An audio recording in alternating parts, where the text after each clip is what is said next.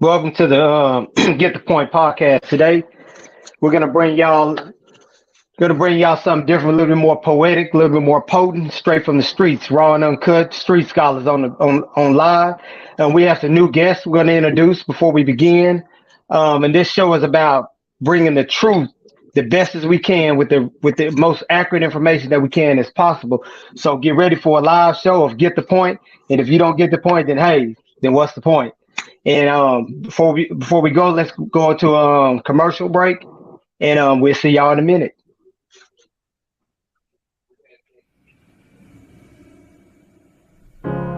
You're broken down and tired of living life on the merry-go-round, and you can't find a fighter, but I see it in you, so we gon' walk it out. Move mountains, we gon' walk it out and move mountains. And I'll rise like the day. I'll rise unafraid. I'll rise up, and I do it 1,000 times again. And I'll rise up, I like the waves. I'll rise up, in spite of the ache. I'll rise up, and I do it 1,000 times again. You,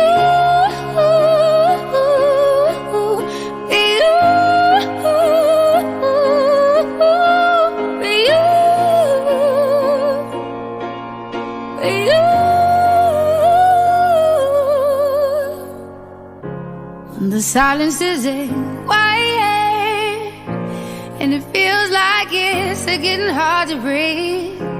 And I know you feel like dying, but I promise we'll take the world to its feet. Move mountains, bring it to its feet. Move mountains, and I'll rise up. I'll rise like the day. I'll rise up. I'll rise unafraid. I'll rise up.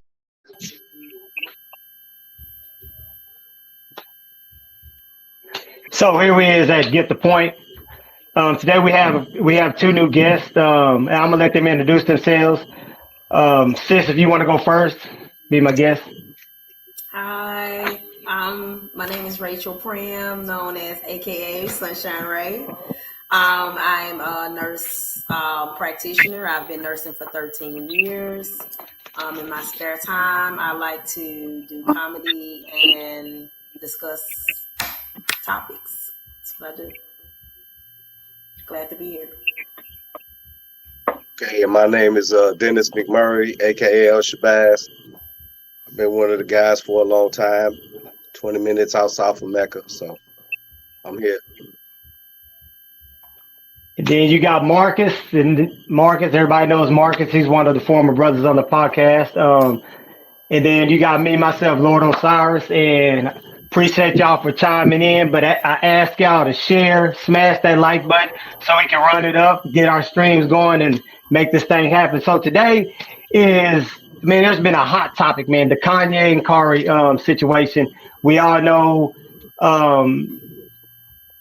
kind of what's going on, but I kind of have my points of view on it. I kind of agree and disagree, but I don't think I think these two individuals are a metaphor for what's happening to us on a larger scale. They're just a microcosm in the macrocosm, and I think these type of situations need to be analyzed with a critical eye, and with that critical eye, we can bring some type of light to the people, because the point of the podcast is to, give the people the correct information, because sometimes in the media is not going to give us the information that we need in order to move forward. And you know, you don't ask them to, because this is not our power play, and it's not in their position to empower us. So we have to look past the news and what they're doing and focus on where we can get the real information. And so with today's podcast, or with Get the Point, that's what we're trying, that's the point that we're trying to get to. What is the point in the things that are going on within the community of the African Americans, the Latino Americans, and things of that nature? Because the people of color are being affected the most. And so with that, let's go on and jump into this situation with, you know, Kanye and Kyrie on this anti-Semitic thing. And that below, there's a definition for the anti-Semitic. I agree with it, and I disagree with it based on a little, you know, the minute study of my history. So if y'all have another definition, go ahead and bring it forth before we continue, or we can get into it as we go along. Peace. So, Brother Shabazz, go ahead and lead us. Okay. What do you think about this? When I see the way that they talk about it on TV, they're making him sound as if he's, like you said, anti-Semitic. But I mean, now let's just take the situation for a minute, okay? He said that there were Jews and Jewish, right? So I mean, he's 100% correct. You don't classify Muslim as one particular person nationality. You can't do that, because there's Asian Muslims, there's white Muslims, there's Hispanic Muslims, there's all different minorities, non-minorities, all people of colors of the world are represented within Islam. So how can you take a religion such as Judaism and do the same thing when it's the exact same? It's the exact same. There are people of all different races that are covered under that umbrella of being Jewish. So how are some people that are Caucasian in origin from the Caucasus, how are they to tell everybody that they're the Jews and everybody else is Jew? I don't understand. It's hard for me to comprehend their argument. If I may, just real quick, because I'm very familiar with Kanye and Kyrie talking about. I've practiced the Hebrew Israelite faith for the majority of my adult life, or I pretty much backed away from religion for personal reasons. And Jew is actually a slang term for people from the kingdom of Judah way back in the day. That does not cover all 12 tribes of Israel. So a whole lot of people get confused when it comes to who's an ethnic Jew and who's a Jew by the religious faith of Judaism. Right, Jewish or Jew, yeah. From tribe of Judah. What happened to the other 11 tribes? And they're Israelites. Okay, and Hebrew is a language that they speak. But from my understanding, studying with the Hebrew Israelite, is that's the bloodline that comes through Abraham, Isaac, and Jacob. Jacob had a twin brother named Esau. Okay, in 782 AD, I believe. Don't quote me on that year, but Rome burnt down Jerusalem. And right around that same year, the kingdom of Esau disappeared. Now, all the Hebrews that were found in Jerusalem were either killed, put in prison, or escaped. And according to scripture, they were scattered to the very four corners of the world. That's why you see black people that look like Osiris and myself, and his sister right here, and some that even look like Shabazz right here, right? All over every single country in the world. And you'll find us in their prison houses probably the most. Even in Russia, where you think there ain't no black people, the Russian prisons are full of them. Okay? The other argument of the diaspora, the Middle Passage, are the only people who were put in slavery that way. Taken in boats across the world, brought to a land that their fathers had not known, to speak a language that their fathers did not know, to worship a God that their fathers had not heard of. All this stuff is written. So where is Kyrie and Kanye getting this stuff from? The same place anybody else read that book and got it from. You know what I mean? And so what these people are trying to do is, this is another level of white supremacy. I ran into a video of a report, I believe, back in 2017. a sister, a black girl, ended up going to a private school in Israel, right? She's the only black kid there. She's about 8, 9 years old. And as she's going to class, one of the rabbis asked her what she's doing there. She says, well, I go to school here. And he says, you can't go to school here. She says, why not? You're not supposed to be here. That school was not held accountable. That rabbi didn't have to apologize. This sister grew up in the faith of Judaism as an Israelite all her life. She practiced the Sabbath day. She practiced all the high holy days, Passover, Feast of Weeks, the blowing of the trumpets, Day of Atonement, everything. But because she's about Osiris complexion, they didn't want her there. That sounds like white supremacy to me. Okay? Now, we got to think about how has our police been treating us over the last decade? Who trained the American police to behave that way? The Israelis did. Oh, yeah. The Israelis did. Not too long ago. Well, quite a while ago. I keep forgetting how old I am. But Michael Jackson came out with a song called "They Don't Care About Us." You know, the Jews jumped on his ass for a verse that he did in there, and he didn't take it down. Where's MJ at now? You feel me? Jesse Jackson in 1988. I was talking to a brother at work. He got jumped on for saying something about that community. They shut him the hell up. Well, So what's really going on? What are they hiding? I know the truth. Me personally, I believe it. So if we were looking at the straight Britannica dictionary version of defining anti-Semitism, it says that it's prejudice against Jews as a religious or racial group. So when people think about Jewish people, you know, necessarily they kind of define it and stick it. I think mentally, when we think about Jewish people, we think about the one set group of people, and then they kind of define it. Whenever you see it in media or news, they don't necessarily give the depiction of that it's a broader encompass of people or nationalities or races that practice religion under this umbrella. They kind of hone it to be one set group of people through the media. That's like if you watch certain news channels and they only define certain aspects of a culture. I think that's why we are getting just one aspect of, oh, well, the Jewish people are just this set group of people. So when we think about who the people are, you don't get the accurate depiction that, well, it's black people that are Jew of the Jewish faith. It's white people. It even goes so far to say on one site where I was reading some literature that the anti-Semitism is a way to racialize Jewish people and vilify them as manipulative puppet masters behind an economic, political, and social scheme to undermine white people specifically. That's what it says. So it doesn't even take into account other people at all. It just focuses on white supremacy aspect of it. You know, just to speak with you, not to cut you off, but we covered earlier on the Breakfast Club with that Jewish music executive said about putting music out about black people that he does. He got to feed his family. So he's capital. But the thing is, can you fault him? I mean, so my thing, okay, I apologize, sis.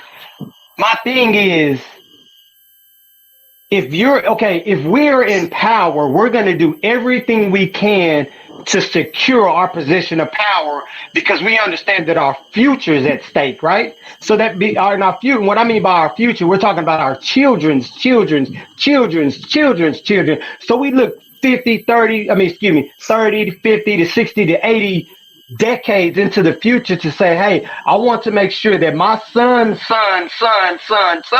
all right. So logically, and according to the law of nature, self-preservation, they're not doing anything wrong. What the wrong that comes in here is when black people do not support each other to the extent that they support each other. Because I mean, I didn't even know this about Brent Favre. I mean, you know, I'm not a sports guy.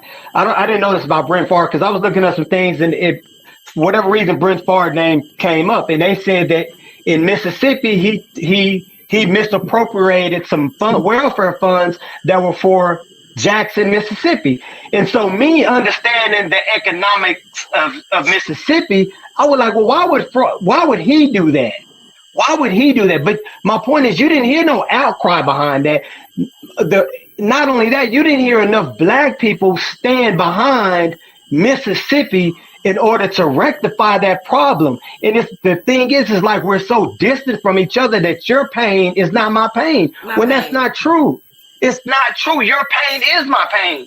You know what I'm saying? That was one of the things that they challenged in the black community, as far as we kind of dog each other to the extent we would go for days or weeks at a time with one thing, or either we over discuss it or we under discuss it. And then they were also saying that with the Brett Favre incident, the reason why I saw a lot of people saying, oh, well, he's not a part of the NFL anymore, that's why it's not being covered, or he's not that popular. It's Brett Favre. People know who Herschel Walker is. He's running for the Senate, I think. And nobody's saying, oh, he's not in the NFL, nobody knows him. He's all over the news. It makes absolutely no sense what they're using as an excuse of why people are not supporting it. No, it's not talked about, in my opinion, because we don't focus on situations such as that can bridge across and show the dynamics where things are parallel and where things are out of whack on each side of the barrier, or the situational gap between humans and races, because we are so conditioned to pulling each other down. It's the crabs in the bucket mentality. So where we'll drag each other back and forth for days, we don't do that. It's like we kind of tuck our tails when we see something going on with other nationalities. We speak on it, but we don't speak on it to the extent where we, I don't know. To me, sometimes it seems like we still have that fear. It's ingrained now under the media. We're so afraid to say stuff because we're so afraid of getting pulled. And that was one of the things that they did with the Kanye West situation. This is how people don't see. They want to say, oh, well, we need to stop saying that we're in slavery. We're not in slavery anymore. But think about how they did slaves. First, they stripped you of your language. First, and then they stripped you of your sense of community. Then they stripped you from your family. So we saw all of these things with Kanye. They want to silence him first. When they couldn't silence him, then they stripped him apart from making him look like he's insane or crazy between the black community, and then that's the bridge or division between the community. And then you even saw where they went as far as, I saw on TMZ, where they started threatening the man's children, saying that now, to me, they were even as much as throwing out ideations to Kim Kardashian, to where it's her decision where when they go to court, she can broach the subject of his mental stability and how he had his children with him when he put on the shirt, and how he's saying all these things. And now the children their lives can be at risk. So what did we see in the past with when segregation and things like that were taking place, and when slavery was over? They split families. They made women afraid that that black men were going to cause problems, and the children were going to be affected. And when a mother hears something about her children, what's the first thing that we do? We become protective, some of us. So it's a lot. But my opinion. My opinion is this, before we go on a break, is that I think that the vast majority of black people believe that the white man is God. So anything that resembles white people or resembles God in that fashion, they will wholly submit. And we'll be right back with you. Remember, smash, like, run us up, share, and after this commercial, we'll be right back. Thank you.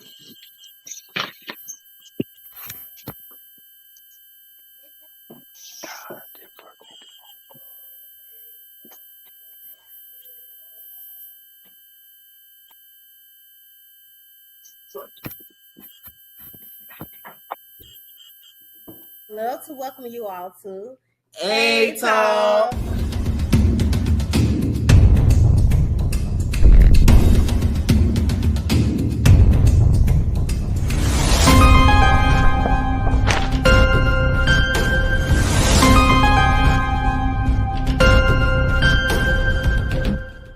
Just like Flint, all this stuff gets pushed to the side and it's crazy, but we will talk about it because we have to have an A talk about it. Yeah. How you feel about the government response to this?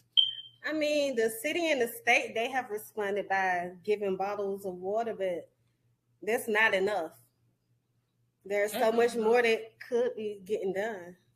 Things like this makes me wonder, who planned this, or is this already orchestrated? I make sure, put everything in the LLC, man, and put everything in the trust. I put like that, and you'll learn. When you learn to put yourself in the trust and the LLC, you'll learn that that's how the white people live. That's how the white people file bankruptcy. How the white people keep getting loans. How Donald Trump became a billionaire. He filed bankruptcy on everything he did because they couldn't sue him on their LLC on the trust. Simple as that.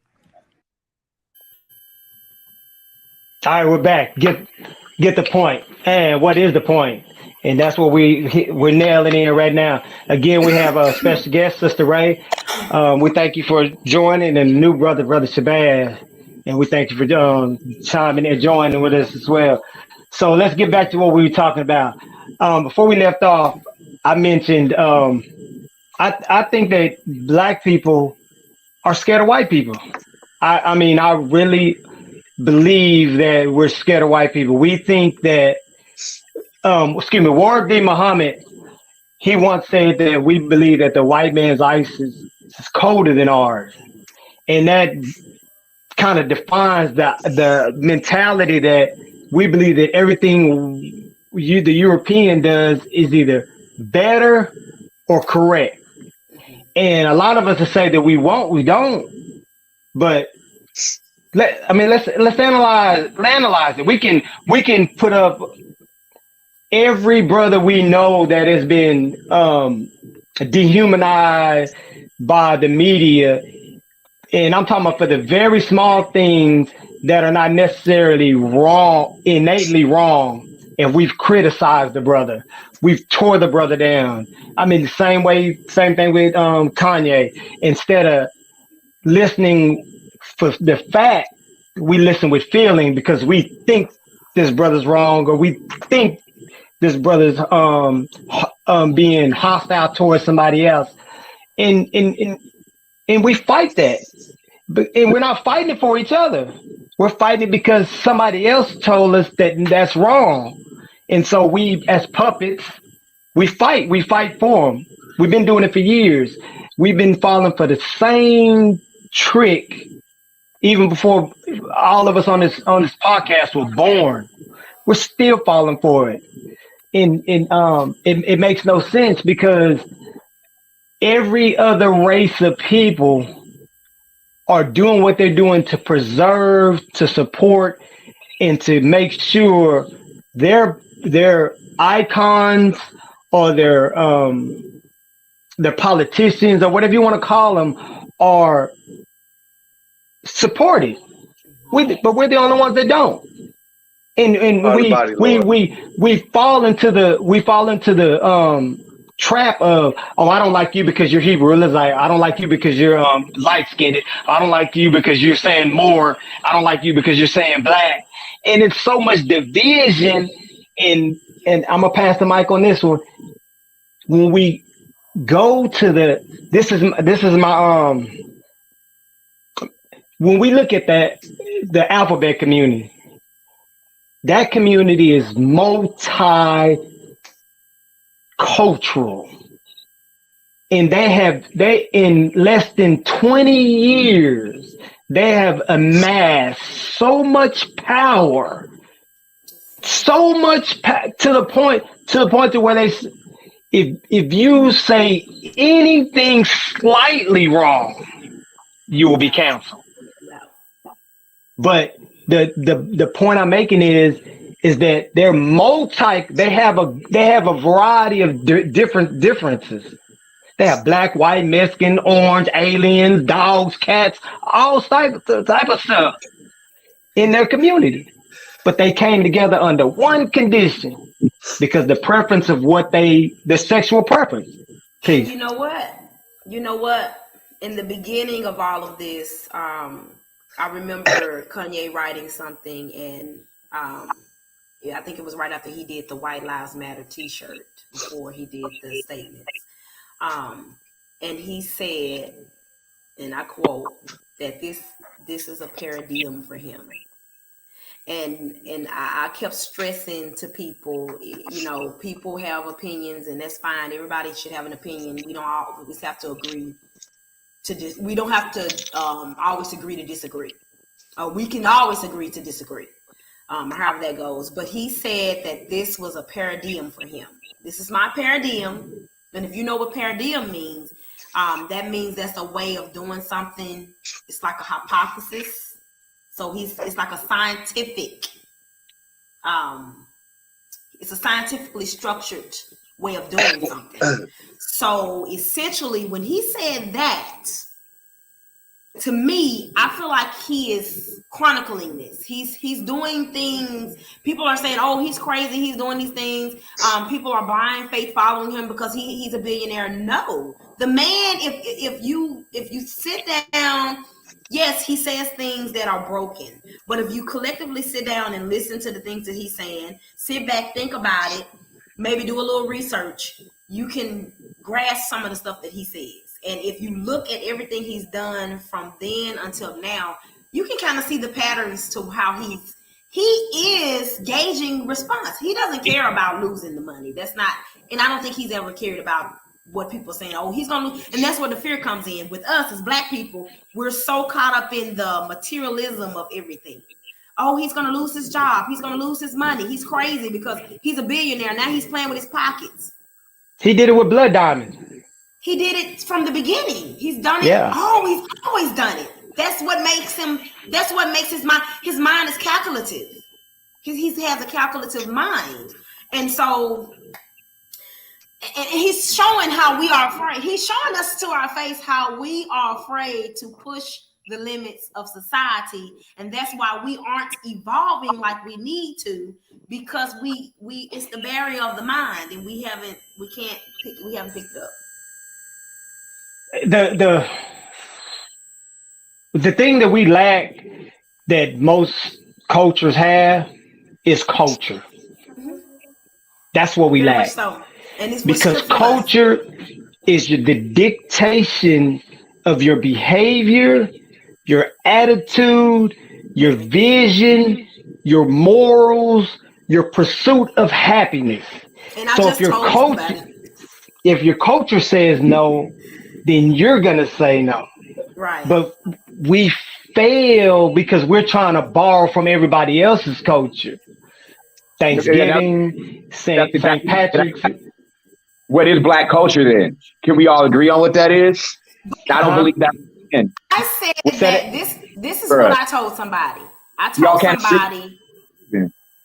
This has been about 4 days ago. We were having this conversation, and it was some guys that were having a laugh, a joke moment where they were saying, "Oh well, you got Black people now that they're because we said we had lineage with like the samurai warrior, we've heard that now, so they said, oh well, now we're Chinese and Japanese, we're Indian." So the joke was that we feel like that they said that we feel like we want to take over every space, but like you said, we were taken to other parts of the world and introduced to these spaces, And so if you were taken from your culture and introduced to another culture, of course you were assimilated and adapted to that space. But that doesn't mean that your likeness will go away because you assimilated into that space.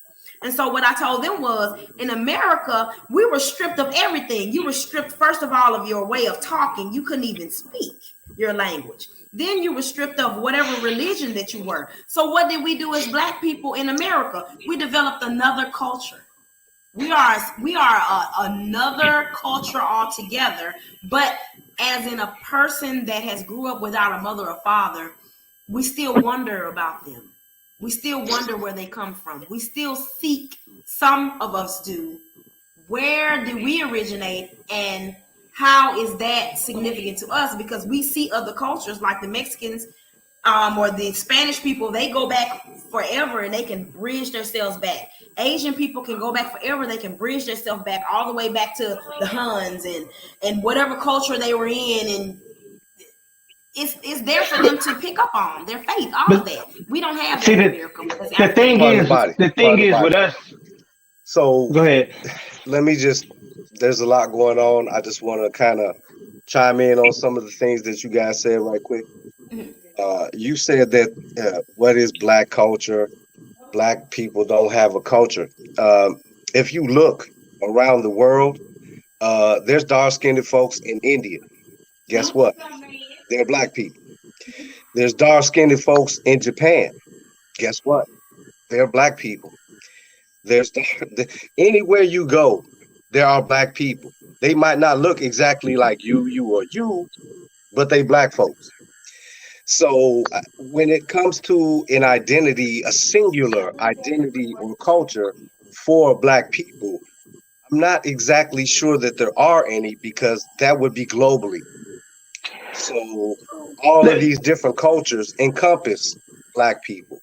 Let me interject, Sebastian. Let me say, for the record, and the sister was talking about the inception of slavery and how Black people adopted the idea of Black, right? We understand that we're not Black. Right. As you know, like the Moors say, the crayon, you're not a Negro. Okay, we understand that. But when we were given the identity to identify ourselves Black, represent a political position, meaning that we came out of not lost, but we came out of a tradition that was snatched from us, and to gravitate toward an identity. We identified with being Black based on a political standpoint to say that, hey, I am somebody. You know what I'm saying? Okay. So, but when you look at it on a global scale, there's no Black land, there's no Black country, and we understand that. So now we get into the particulars of the world. Like for me, I'm gonna use an example. I had a conversation with a Moor brother, and he said I was Moor, and I got tired of hearing that. So I actually did my DNA on 3 accounts, Ancestry.com and AfricanAncestry.com, and they both trace back to the Congo and Bantu. So that proved my point that I'm not a Moor, and I'm not saying that the Black people in general are not Moors, because where we're from, there were different nations, tribes. So you had Africa, you had Nubia, you had Ethiopia, you had Kush, so these ethnic groups represent different cultures in their geographical area. So yes, there's a guy that looks like me and a sister that looks like Sister Ray in Japan. I'm from South. Yes, we're the same culturally, we're different. Right. Just like the Native Africans. I agree 100%. But like I said, I mean, the way you were making it sound was that, the way Sis was making it sound like Black folks or Moors, or however you want to say it, was snatching different parts of this and that and the other, and combining it, or saying that they wanted to do this and they wanted to do that. But like I was saying, I mean, they're from already out there. So whatever culture it is that's out there, that's theirs too. You know what I'm saying? I mean, we were scattered. If we go back, let's just go back. Let's go back to this time of slavery. we're going down a whole different rabbit hole. That No, no, was no, only no. one of the It's the things that I same wanted thing to. because it's identity. Because Okay. every race of people has this identity, and Okay. they can attach themselves. Chinese people, find me a Chinese person that says he's Chinese American, born in America. He's not gonna say he's Chinese American.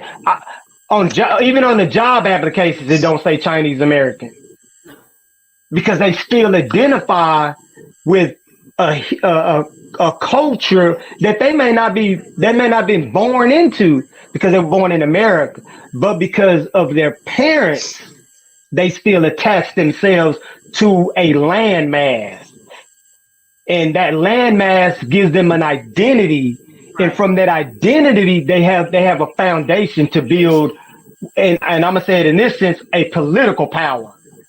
And that's If we why look, and that's why I think as Southern people, like African Americans who grew up in the South, we are so big on like a Southern heritage culture because that's something that we can attach ourselves to. Like I'm a Southern female. I know that I'm Southern. I like that I'm Southern because I have that. In America, when people say Southern cooking, it's a certain type of cooking, and then you'll say, "Oh well, if you go to the North, you can't get that." It's just in your mind. It's what's rooted in your mind. It's what you're inbred to. That's just like I took a trip to Jamaica, and in my driver, we discussed these issues, and we went over things from the airport to the resort, and they don't use the term black, and that was one of the things that he chronicled. He was like, we don't identify as black here. We don't use that term. That's something that's only American. So it's not saying that we're not. We know we're everywhere. But in America in particular, Right. I know that in certain spaces that we're searching.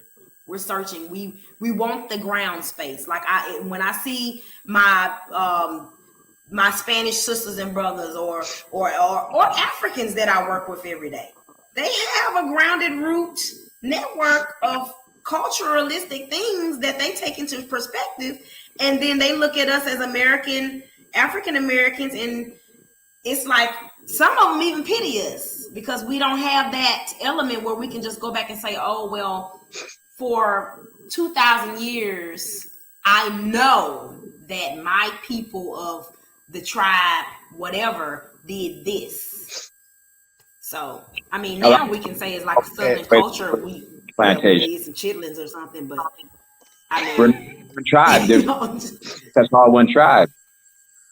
It's one tribe, but we've been split. So all of our elements of the culture is scattered. It's not one set thing. So even though we're all over the globe, an Asian African person is not going to be the same culturally as an African American. It's just not going to happen. We're going up in two different worlds. And that puts the brother, and this is to Shabazz, I think that puts us here in America in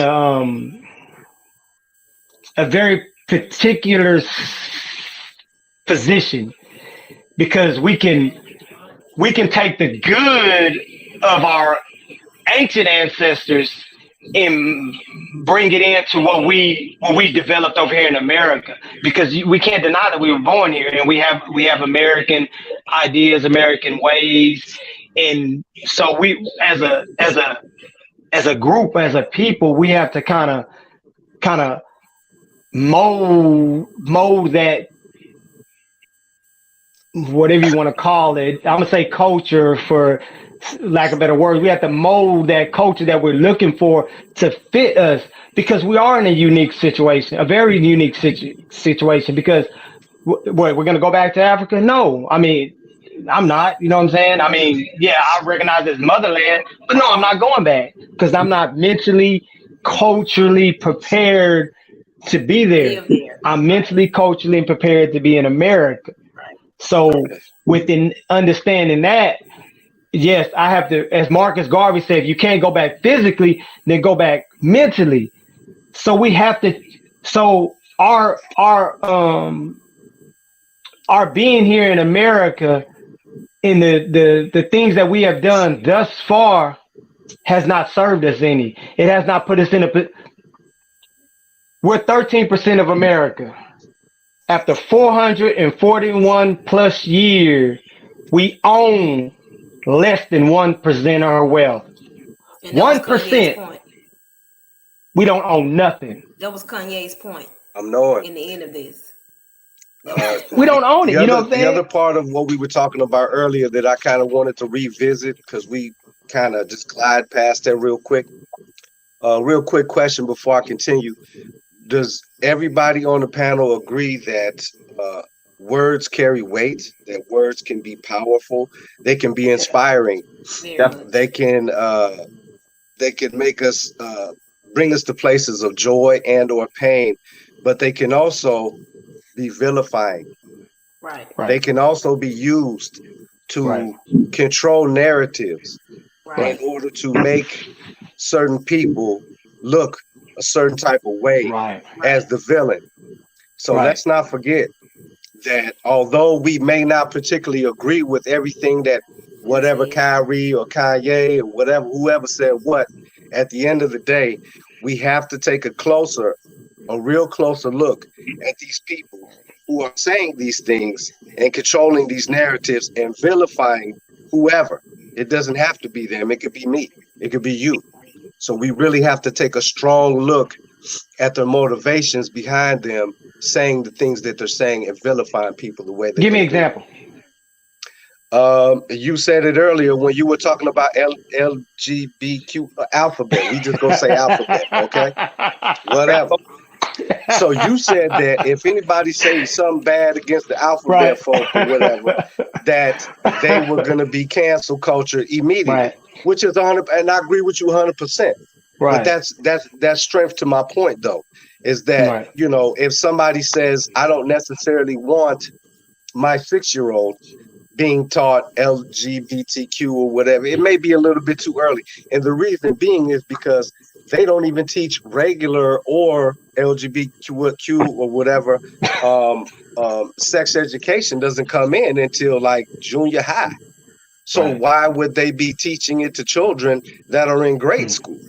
Because I don't understand. Starts to develop, because that's when your mind is more you're more easily manipulated. Is when your mind is being molded to think. I get that. Again, words carry weight. But what I'm saying is that if somebody were to say anything bad against that, that's where the cancel culture comes into play. And that's what I'm saying. You have to watch why people are saying the things that they're saying, why these people are being vilified, and that again, words carry weight. So let me ask you this. And no, I'm not interpreting that you're saying this. I'm being the devil's advocate though. So do you believe that Kanye and Carr said something wrong? No, but I'm not gonna sit here and say I know everything of what they said. Maybe they said something that was wrong, but the things that I've been seeing that they're saying are a lot of opinion. And as far as I'm concerned, you can have your opinion, he can have his opinion, and whoever can have their opinion. But I do believe with Kyrie, I do side with Kyrie when he said that there are Jewish people and that there are Jews. I agree with that 100%. So. And I like to always make the statement that being pro-black is not anti-white or anti-other race. Like, promotion of your own culture is not against anybody else. And I hate the fact that every time someone starts speaking, and not against anything we're talking about here, I think that that's a good thing to put out in the podcast, is that because you speak upon pushing what's right for yourself and your ancestors to come after you and before you, doesn't mean that you're downcasting anyone else. I think that if you look in the past and you look at, say, like the civil rights area, Jewish people or people of, I would say, a whiter looking color, and black people, since we were talking about that Jews can accompany any color, race, during civil rights time, blacks and Jewish people, or African American and Jewish Christians, and Jewish, let's put it like that, since we're speaking upon religion, were two powerful entities that functioned together. And now all of a sudden, because of whatever reason, this subject has been broached. So there, and then when Kanye West said he's jealous of the power, he's not speaking necessarily about their race. But he's not even speaking out of hatred. No, he's talking about business. This man was speaking from a standpoint of business. And I think it has been bridged across into religion, because religion is the easiest thing to put out there for attack, to deflect from what's really trying to be said. And again, it's like you said, Shabazz, it's not what you say, it's how you say it. And if you don't say it in the correct context, somebody can take it any kind of way and run with it. What's the basketball player that just had that interview? Who was that? And he told the press, I'm not going to say anything, because every time I say something, you take what I say and you take a bit or a piece of it and you twist it to fit your narrative. And then it makes me look bad, and I'm left defending and fighting for my life and my career and what I believe in, and trying to make people understand what I meant. That was him. That was Kyrie. Yeah, that was Kyrie. Yeah. No, it was another guy. No, it was another guy. That wasn't Kyrie. He was defending Kyrie. Yeah, it was You know, I thought Kyrie said that too. Yeah, but it was somebody else. He's been in the news. I know who you're talking about, though. Was it Durant? Kevin Durant? Yeah, I think so. I think it was Durant. And he just said, he's tired of defending himself to the media, because the media always twist things to fit their narrative. And so who's behind the media? And then people was like, well, the Jewish people are behind the media. Well, why would Jewish people put out negative narratives about themselves? I mean, why would they even allow the documentary on Amazon? Right. They didn't say nothing. They didn't say nothing to him. I know. And it's on Amazon. So I think it goes back to more. It's not even about anti-Semitism anymore. It's about power. It's power and money. Right. It's power and money, and that's what Kanye is trying to tell us. It's money and power. It wasn't about anti-Semitism. Again, it was about controlling the narrative. How dare he confront the narrative that they've been pushing since they've been over there? How dare he? That's what it was about. Right. That's what it was about. Yep. I agree with you, sis. Okay. Yeah. So I thinking of that. I don't what. Oh man, that's okay. The deal It's been a long crazy thing is that once again, Black people have to look at it.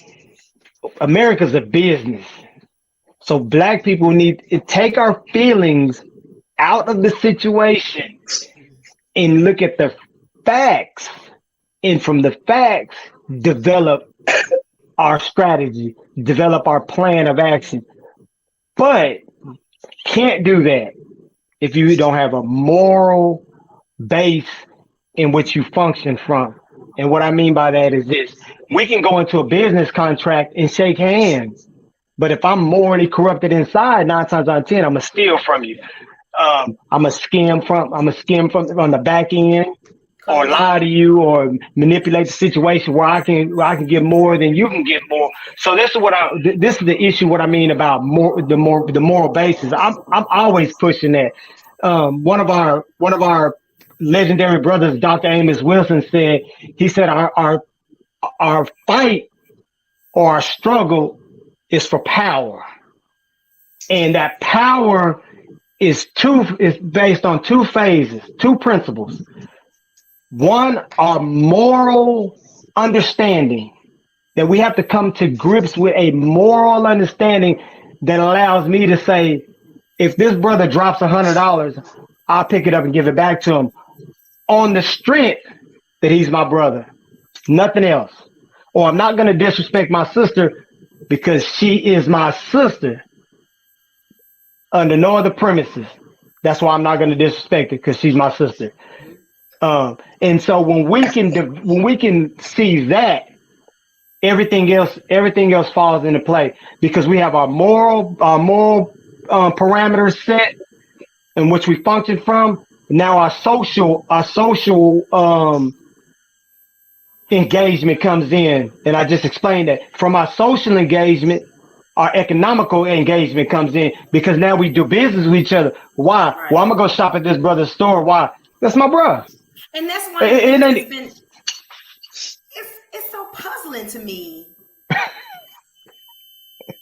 It has been so puzzling to me because I have been seeing that people have literally been saying, "Oh well, y'all just following Kanye because he a billionaire." No, I'm not. No, that's a plus. That's a plus one because if the man was able to reach billionaire status, there's something intellectually intelligent about him. You just don't amass billions of dollars on your own. It's something there that is pushing you to get to that level. And you never see Elon Musk can say and do whatever he wants. There are people that hate his guts. There are people that love him. But I have never seen somebody get on the internet or social media and say, "Oh, well, they're just following him because he's a billionaire." I don't see people discrediting his mentality. I don't see too many of I discredit Elon. People wasn't hearing it. But I don't see his own people discrediting him. Yeah. Is what I'm saying. I don't see his own people tearing him the way we tear. Like we claw and we dig and we rip. And then from a standpoint of it even has gotten to the point of mimicking and mocking him for having mental illness, which is another problem in our community as Black people. We don't like to acknowledge mental illness. And so now it becomes, oh, well, people are saying, oh, well, you can't, he can't be allowed to say what he wants to say just because he wants to hide behind a mental illness. Well, why can't he say what he wants to say? Regardless. I understand that people have feelings. Let's get that correct. And I understand that there are ways to say things. But nobody's saying, well, he should have said it in another fashion. People are just saying he shouldn't have said it at all. Why? Why not? Why shouldn't a person be able to voice an opinion anymore? And because it exposes. In one of Little Baby's songs, I guess the most positive one, where he was talking about I forgot the name of it. I think in a minute, but he said there's a lot of things that I can't say, but I'll let somebody else say it, and it was about the industry. He said there's a lot of things I'm afraid to say that I can't because I'm afraid to say it. I mean, he said this in a song, and this goes right in line with Kanye, where he was exposing a lot of the things that was going on behind closed about these brands, the companies, what they're doing, how they're doing it, and things of this nature. Yeah, but the average, even with all the dehumanization they've done from Gucci to Tommy Hilfiger to, I mean, we can name a plethora of different brands, designers, companies that have said dehumanizing things against us, but yet they use our money to empower themselves. So it's exposing, because if you have a platform, because if I say the same, I can go outside right now and say, the hell with a Jew. Nothing's gonna happen to me. Nothing's gonna happen. They're just gonna overlook me. It doesn't mean nothing. But let me have a platform and make the statement. Then I become a Bill Cosby, R. Kelly, Michael Jackson. I mean, it goes on and on and on and on. And we can name. And what makes me mad is Black people don't see this. Like it happens every day, and we just like we don't see it. at all. And so now when Kanye exposes it, we this slave mentality kicks in. Oh, he hates the white guy, I think and we we got to see be it. I think we see it, but it goes back to the fear. I think we sweep it under the rug. We deflect. We hide. We it's easier for us to be complacent because we don't want to have to deal with it. I mean, if it's something that's who wants to jump into something that's negative or makes them uncomfortable? Nobody. Nobody. So majority of us, we don't want to get uncomfortable into nasty situations. We fear losing our job. We fear money. We fear stability.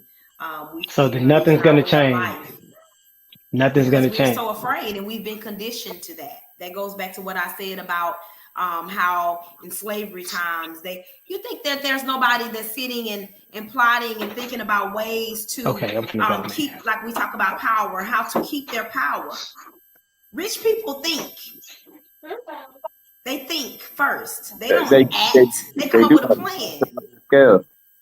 Yeah, they come up with plans. You have to think about what you want to do, and then before you start executing something, you just can't jump to it and think that it's going to Right. just work. You have to be ready for the outcome. You have to write the narrative, speak the narrative, put it in place, and then work it. And that's why I said about Kanye talking about the paradigm. It's a hypothesis, and he's acting it out, play by play.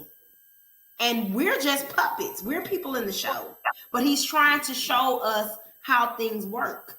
And by him saying and doing certain things, everything that he's saying, even by putting himself and his life on the line, he's proven to us as a people and as a country that what he's been saying is the truth. And it's, I See, it's mean, not to and cut you what off. other people have said before him, because he's not the first person that has made statements similar to what he's saying.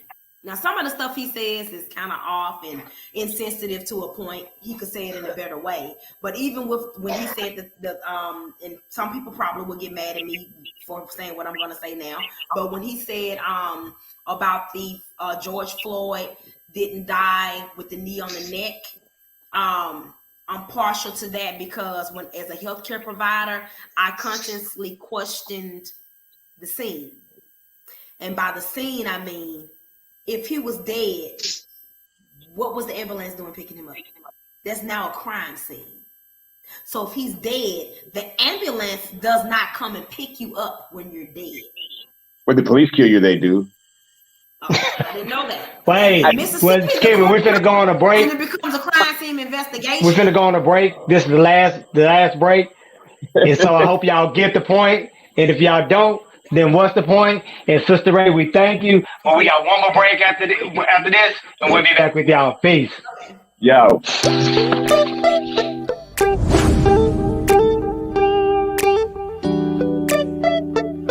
But the historical meaning behind Aisha, it formulated from the Muhammad of the Muslim race.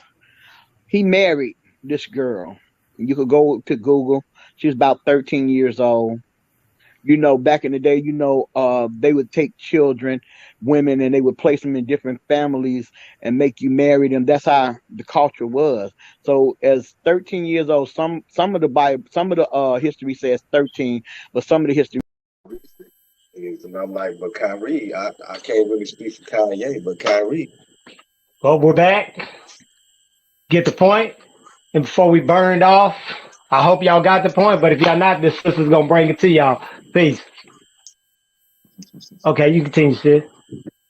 No, I just was saying that, just the speaking points about the anti-Semitism and I was just speaking about the some of the points that Kanye's been making. I was just saying that to me, he's experimental right now, and I think that he's trying to define narratives and point schemes that others have broached and spoke about over the years, but were kind of pushed under the table. And even if you look in history at other people that spoke on this. Even Michael Jackson had it in his song. It was in his music. All I want to say is that they don't really care about us. If you go back and listen to that song. So one thing you just reminded me about that Kanye had said was like he didn't want everybody he was gonna wear a White Lives Matter shirt because you know, he said White Lives Matter. And I remember seeing an interview with Morgan Freeman on TV, and he said that he didn't want a Black History Month.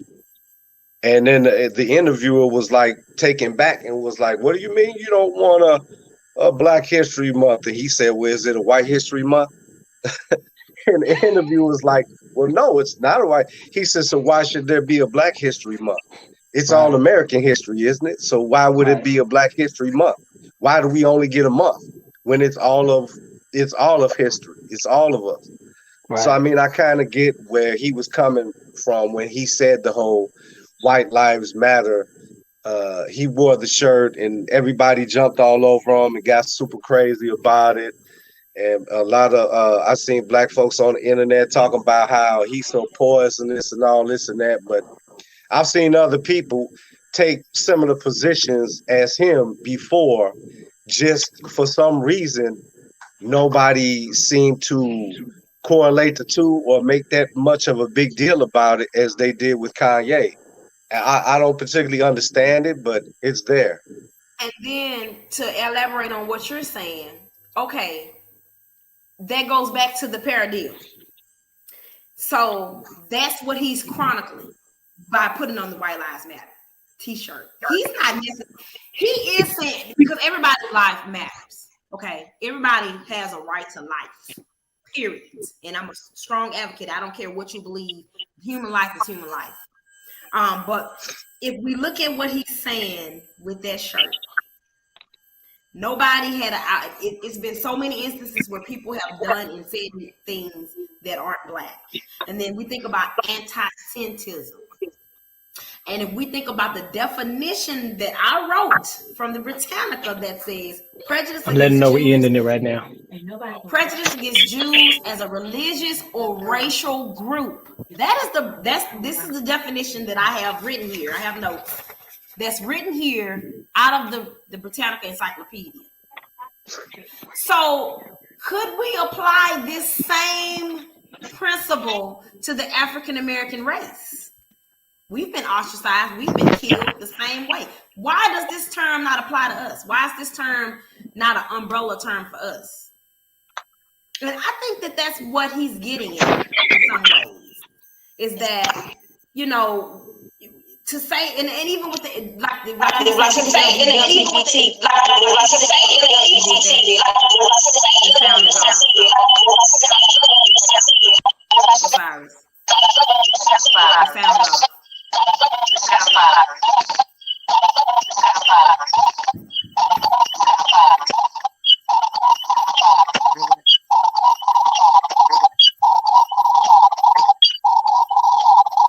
It's a lot of distortion. So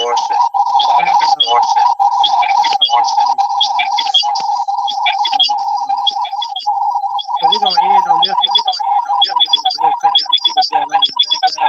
We thank y'all for tuning in. Like, share, and hit that flag.